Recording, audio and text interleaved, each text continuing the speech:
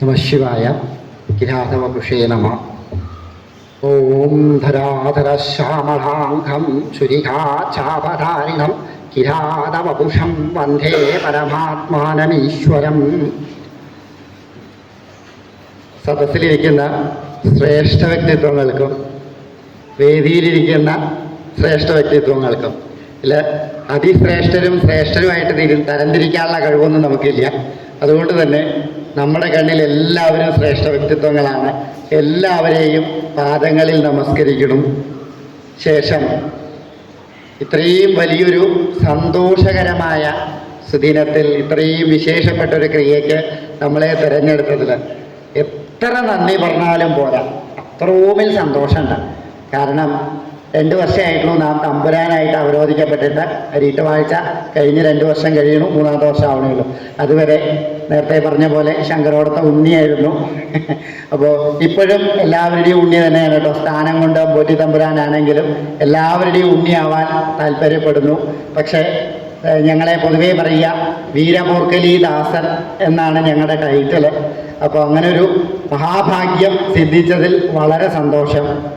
അതുകൊണ്ടായിരിക്കാം ഇന്ന് ഇത്രയും വലിയൊരു സദസ്സിൽ വന്ന് ഇത്രയും മഹത്തായിട്ടുള്ള വ്യക്തികളുടെ മുമ്പിൽ നിന്ന് പ്രസംഗിക്കാൻ യോഗ്യതയുണ്ടോയെന്നൊന്നും അറിയില്ല നമുക്ക് തരായത്.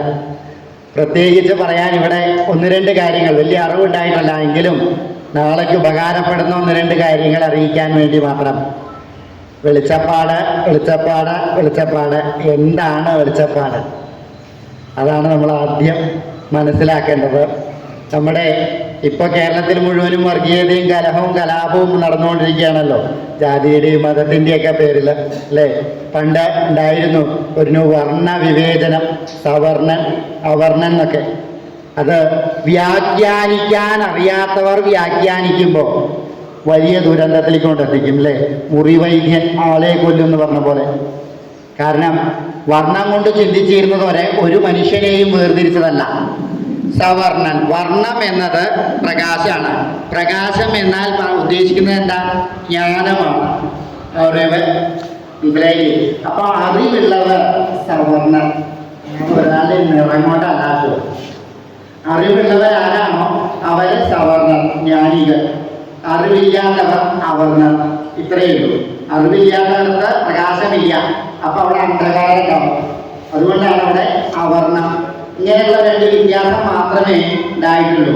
പിന്നെ അവിടെ കയ്യൂരുള്ളവൻ കാര്യക്കാരൻ എന്ന തരത്തില് മാറ്റം വന്നപ്പോൾ അതിനെ പലതരത്തിലുള്ള വ്യാഖ്യാനങ്ങളിലേക്കും കൊണ്ടെത്തിച്ചു. അപ്പൊ ഈ അറിവിനെ പ്രധാനീകരിച്ചു വർണ്ണമായിട്ടാണ് സൃഷ്ടിക്കുന്നത്. അല്ലാതെ ഒരു കാലത്തും നിറം കൊണ്ടല്ല. അങ്ങനെയല്ല നമ്മൾ പറയുമ്പോൾ വിദേശികളെ വെള്ളക്കാരന്മാരെന്നാ പറയും. അപ്പൊ അവരല്ലേ ഏറ്റവും മുമ്പിൽ ഉണ്ടാവേണ്ടത് അല്ലേ. അപ്പോ അവരവരുടെ നിറം കൊണ്ടല്ല, അറിവാണ് വർണ്ണം. ആ വർണ്ണത്തിനെയാണ് നമ്മൾ ജ്ഞാനമായിട്ട് പറയുന്നത്. അപ്പോ അതിനെ നാടൻ ഭാഷയിൽ വർണ്ണത്തിന് എന്താ പറയുക? വെളിച്ചം അല്ലേ. ഈ അറിവിനെയാണ് നാടൻ ഭാഷയിൽ വരുമ്പോൾ വർണ്ണം, പ്രകാശം എന്നൊക്കെ ഉള്ളത് നാടനായിട്ടുള്ള തരത്തിൽ ഉച്ചരിച്ച് വരുമ്പോൾ എന്തായി? വെളിച്ചം. അപ്പോ സാക്ഷാൽ ഭഗവതിയുടെ വെളിച്ചം ആരിലേക്കാണോ പ്രകാശിക്കുന്നത് അവിടെ ഉണ്ടാവുന്ന ഒരു പാദം. അത് ഒരാളിലേക്ക് 100 പേരിൽ ഒരാളിലേക്ക് ആ ദേവിയുടെ പ്രകാശം തട്ടുന്നു. അപ്പോ ആ വ്യക്തിയിൽ ഒരു അതീന്ദ്രിയ ജ്ഞാനം ഉണ്ടാവും. അതാണ് വെളിച്ചപ്പാട്. അത്രയും വെളിച്ചം അദ്ദേഹത്തിന് ആ വെളിച്ചം വന്നതിന്റെ അടയാളം വന്നു. അപ്പോഴാണ് അത് വെളിച്ചപ്പാട്. ഇത്ര മഹത്തായ ഒരു കാര്യമാണ് നോക്കൂ അല്ലേ. ഒരു വെളിച്ചപ്പാടെന്നുള്ള ഒരു വാക്കിൽ എന്തൊതുങ്ങിയിരിക്കുന്നു. പക്ഷേ ഇന്ന് അതിനെ പുച്ഛിച്ച് തള്ളുന്ന ഒരവസ്ഥയാണ്. ആരെത്തിച്ചു? നമ്മൾ തന്നെയാണ്. ദൂരത്ത് ആരും വന്നെത്തിച്ചൊന്നുമല്ല, നമ്മൾ തന്നെയാണ് ഇതിനൊക്കെ കാരണം. നമ്മൾ ആരെയും അങ്ങോട്ട് നോക്കി കുറ്റം പറയണ്ട. അവരവർ തയ്യാറാവും. കാരണം ഒന്ന് ചിന്തിക്കൂ, ബ്രാഹ്മണർ എന്ന് ശ്രേഷ്ഠത പറയില്ലേ. എന്താ ബ്രാഹ്മണർക്ക് സാധാരണ ജനങ്ങളിൽ നിന്നുള്ള വ്യത്യാസം? ബ്രഹ്മജ്ഞാനികളാണ്, ദ്വിജന്മാരാണ് അല്ലേ. ദ്വിജൻ 2ാമത്തെ ജന്മമെടുക്കുന്നു. ജ്ഞാനത്തിന് വേണ്ടി, അറിവ് സമ്പാദിക്കാൻ വേണ്ടി അവർ ഉപനയനം ചെയ്യുമ്പോൾ 2ാമത്തെ ജന്മത്തെ സ്വീകരിക്കുന്നു. അതാണ് ദ്വിജൻ, ബ്രാഹ്മണൻ. അപ്പോ സാധാരണ ജനങ്ങളിൽ നിന്ന് ആ ബ്രാഹ്മണ്യമുള്ളവർക്കോ ബ്രഹ്മജ്ഞാനം ആർക്കുണ്ടോ അവരാണ് ബ്രാഹ്മണൻ. ഇന്ന ആൾ ബ്രാഹ്മണൻ എന്ന് പറയാൻ നമുക്ക് യോഗ്യതയില്ല. കാരണം അത് ബ്രഹ്മജ്ഞാനത്തിന്റെ അളവിനനുസരിച്ചാണ്, അത് അളക്കാനുള്ള കഴിവ് നമ്മുടെ കയ്യിലില്ല. അപ്പൊ ആരാണോ ബ്രഹ്മജ്ഞാനത്തിന് വിധേയമാകുന്നത് അവർ ബ്രാഹ്മണൻ, ദ്വിജൻ.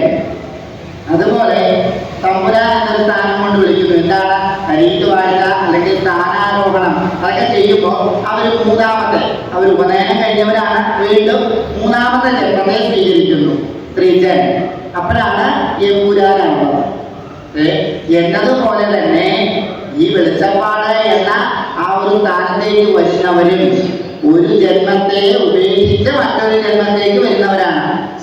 ഒന്ന് ചിന്തിക്കുക, നമ്മൾ സാധാരണ മനുഷ്യർ ഒരു ജന്മത്തിൽ തന്നെ നിൽക്കുന്നു. ആ ജന്മത്തിൽ നിന്ന് മറ്റൊരു ജന്മത്തിലേക്ക് പ്രവേശിക്കുമ്പോഴാണ് ശ്രേഷ്ഠത വരുന്നത്, അല്ലെ? ആ ശ്രേഷ്ഠത വരുത്തുക എന്നതാണ് ഒരു വെളിച്ചപ്പാടിനെ അവരോധിക്കുക.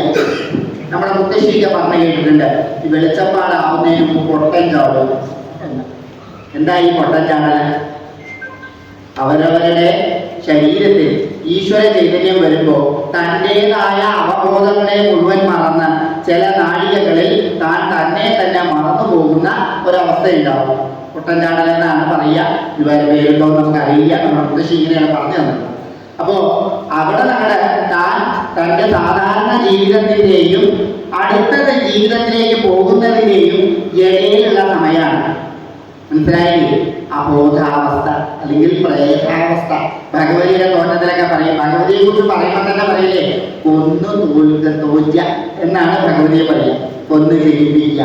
അപ്പൊ ദേവി എല്ലാ അസുരന്മാരെയും സംഹാരം ചെയ്തു, ആരും ഉപേക്ഷിച്ചില്ല, അല്ലെ? നമ്മളൊക്കെ മരിച്ചു കഴിഞ്ഞാൽ കുറച്ച് ദിവസം ഒരു ഫോട്ടോ ആയിട്ടെങ്കിലും ഉണ്ടാവും, അത് കഴിഞ്ഞാൽ അതും അല്ലേ?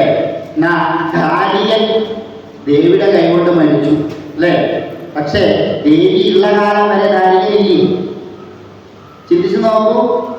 ഏതെങ്കിലും ഒരു തന്ത്രിയിലോ പൂജാരിയിലോ അല്ലെങ്കിൽ ഒരു ശാന്തിയിലോ അല്ലെങ്കിൽ ഒരു വെളിച്ചപ്പാടിന്റെയോ പേര് ദേവിയുടെ കൂടെ ഉണ്ടാവൂ? ധാരികന്റെ പേരേ ഉള്ളൂ, അല്ലേ? എന്താ അതിന്റെ അർത്ഥം? ആളിനകത്ത് അബോധനം. ധാരികൻ നിസാരമായിട്ടല്ല യോദ്ധാവായത്, തപസ് കൊണ്ട് സാധിച്ചെടുത്തതാണ്, അല്ലെ? വരം കൊണ്ട് മതിച്ചതിന്റെ വംശം കുടിക്കാനാണ് ഞാൻ വന്നത് എന്നാണ് ദേവി തോറ്റത്തിൽ പറയുന്നത്. എന്തുകൊണ്ടാണ്? ആൾക്ക് ബലഫലം ഉണ്ടെങ്കിൽ നീ എന്ത് തെറ്റ് ചെയ്തിട്ടുണ്ടെങ്കിലും തെറ്റിനെ മാത്രമേ ദേവി അറക്കുന്നുള്ളൂ. ദേവിക്ക് എല്ലാവരും മക്കളാണ്. അപ്പോ താൻ ചെയ്ത ദുരിതത്തെ മുഴുവൻ അളന്ന് തന്റെ തപോബലത്തെ തന്നോട് ചേർത്ത് വെച്ചു. ധാരികൻ എന്ന അസുരനെ പോലും ദേവി തന്റെ കൂടെ തന്നെയാണ് വെച്ചിരിക്കുന്നത്. ദേവിക്ക് എന്താ വിശേഷ വഴിപാട്? ധാരികാവനം. എന്ന് ആലോചിച്ച് നോക്കൂ, അല്ലേ? എവിടെയെങ്കിലും ശിവപുരാണം കേട്ടിട്ടുണ്ടോ? ഭഗവതിയുടെ അച്ഛനാണ് ശിവൻ, അല്ലേ? ഒരു മന്ത്രത്തിൽ മാത്രം രുദ്രപുത്രി ജന്മഹേ നമ്മൾ പറയുന്നേ, രുദ്രസൂനോഹവിദ്മഹേ, അല്ലേ?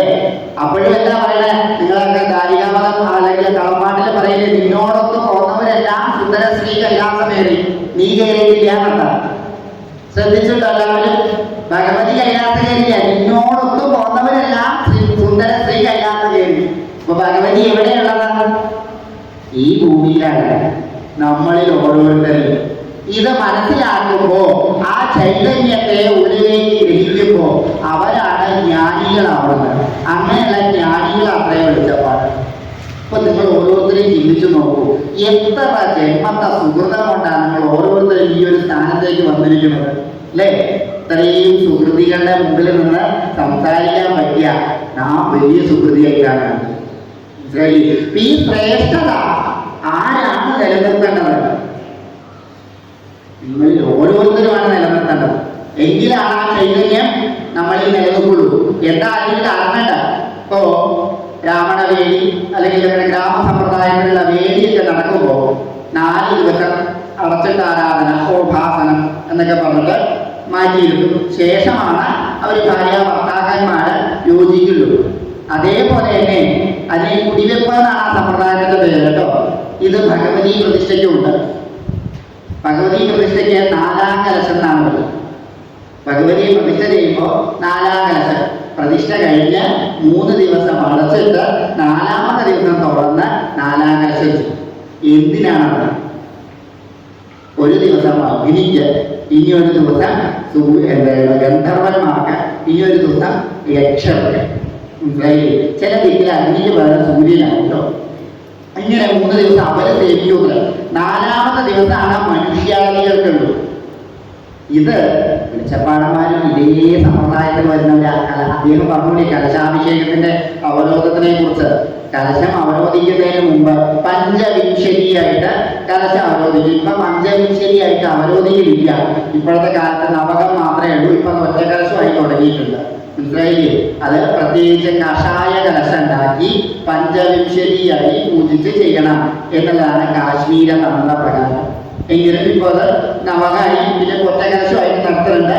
പിന്നെ അതില് പറഞ്ഞ പോലെ 4 കഷായം അല്ലെങ്കിൽ കഷായം തന്നെ കണക്കുണ്ട്.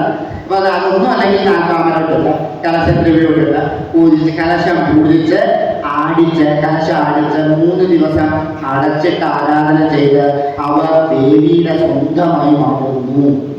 അപ്പൊ ഒന്ന് ചിന്തിച്ചു നോക്കൂ, എത്ര വലിയൊരു പ്രക്രിയയാണ് ഒരു വെളിച്ചപ്പാടെന്ന ഒരു വ്യക്തിയിലുണ്ടാവുക. ആ വിഗ്രഹത്തിൽ എന്ത് ചെയ്യുമോ അതൊക്കെ നിങ്ങളിലും ചെയ്യുന്നുണ്ട്. ഈ ചെയ്യുമ്പോൾ ആ ചൈതന്യത്തെ നിലനിർത്തേണ്ടതാണ് നമ്മളിൽ ഓരോരുത്തരും. ആ ചൈതന്യത്തെ നിലനിർത്താൻ എങ്ങനെയൊക്കെ നമ്മൾ സാത്വിക ആചരണത്തോടുകൂടി അനുഷ്ഠാനത്തോടുകൂടി ജീവിക്കണമെന്ന് നമ്മുടെ മുതിർന്ന വെളിച്ചപ്പാടന്മാരോട് ചോദിച്ച് മനസ്സിലാക്കണമെങ്കിൽ ഇങ്ങനെ ഒരു കൂട്ടായ്മയുടെ ആവശ്യമുണ്ട്. ഇല്ലെങ്കിലോ പുതിയതായിട്ട് അവരോധിക്കുന്ന ഒരു വെളിച്ചപ്പാടിനാണെങ്കിലോ എന്ത് ചെയ്യണമെന്ന് ആര് പറഞ്ഞു കൊടുക്കും? അല്ലേ? അപ്പൊ ആരും പറഞ്ഞു കൊടുക്കില്ല. അപ്പൊ അവരറിയൂല. ഇതറിഞ്ഞാൽ മാത്രമേ ആ ചൈതന്യത്തെ കൊണ്ടു നടക്കാൻ പറ്റൂ. മനസ്സിലായില്ലേ? ആ ചൈതന്യത്തെ കൊണ്ടു നടന്നിരുന്ന ഒരു കാലം ഈ വീടുകളിൽ വെള്ളരിയിടാത്ത സമ്പ്രദായത്തിനൊക്കെ, നാഗങ്ങൾക്ക് വെള്ളരിയിടല്ല, ഭഗവതിക്ക് വെള്ളരിയിടാത്ത സമ്പ്രദായം ഉണ്ടായിരുന്നു. അപ്പൊ അതിന് ദേവിയെ വീട്ടിലേക്ക് വിളിച്ചു വരുത്താൻ അറിയാം. വസൂരി ദണ്ഡം വന്നാൽ എവിടെയും പോണ്ട, ഒരു മരുന്നും വേണ്ട, വെളിച്ചപ്പാടിന്റെ സാന്നിധ്യം വന്നേ മാറിയിരുന്നു. ഇപ്പോഴും ആ തപോബലം നിങ്ങളിൽ ഓരോരുത്തരും ചിന്തിക്കണം. പറയാൻ വിഷയമുണ്ട്, പക്ഷെ നേരെ ഇല്ലാത്തതുകൊണ്ട് നാം അതിലേക്ക് കിടക്കുന്നില്ല. അപ്പൊ ഇത്രയും തപോബലം ശ്രേഷ്ഠത നിങ്ങളിൽ ഓരോരുത്തരും ഉണ്ട്. ആ നിലനിർത്താൻ അടുത്ത തലമുറയെ അതിലേക്ക് കൊണ്ടുവരിക. എല്ലാവരും ഇങ്ങനെ കൂടി ആലോചിച്ച് എല്ലാവരിലും കുറെ അറിവുകളുണ്ട്.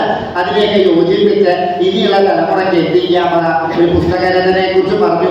അതിലേക്ക് ഇങ്ങനെയുള്ള അറിവുകളെയൊക്കെ നിലനിർത്തണം. എങ്കിലേ അടുത്തൊരു തലമുറയെ നമുക്ക് നന്നാക്കി എടുക്കാൻ സാധിക്കൂ. പിന്നെ വെളിച്ചപ്പാടിന്റെ തസ്തികയെ കുറിച്ച് പറഞ്ഞു. നാം ഈ ശബരിമല മേശാന്തി സമൂഹത്തിന്റെ ഒരു സംഘടനാ രൂപീകരണത്തിന് പോയിരുന്നു. അവിടുത്തെ ഒരു ചീഫ് ഗസ്റ്റും ആയിരുന്നു. അപ്പോ അതിൽ മനസ്സിലാക്കാൻ സാധിച്ചത് മേശാന്തിക്ക് തന്നെ സെക്യൂരിറ്റി പോസ്റ്റിനും താഴെയുള്ള പോസ്റ്റാണ്.